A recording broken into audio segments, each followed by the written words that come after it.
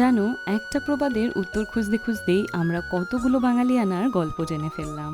Welcome to the last episode of শাক দিয়ে মাছ ঢাকা, যেখানে এতদিন আমরা খুঁজে দেখলাম সত্যি কি শাক দিয়ে মাছ ঢাকা যায়।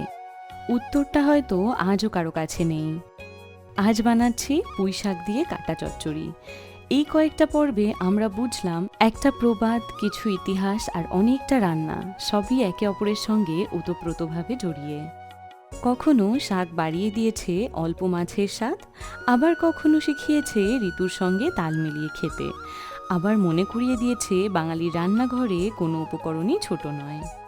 আর তাই পুঁই শাক দিয়ে কাটা চচ্চড়ি যেন এই গল্পের একদম উপযুক্ত সমাপ্তি। যে কাটা অনেকের কাছে ফেলে দেওয়ার জিনিস, বাঙালির রান্নাঘরে সেটাই পায় নতুন জীবন, আর পুঁই শাকের সঙ্গে মিশে হয়ে ওঠে এক অসাধারণ পদ। ব্যাস, তৈরি আমাদের পুঁই শাক দিয়ে কাটা চচ্চড়ি।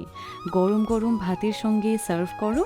আর কমেন্টে জানাতে ভুলো না শাক দিয়ে মাছের কোন রেসিপিটা তোমাদের সব থেকে বেশি প্রিয়।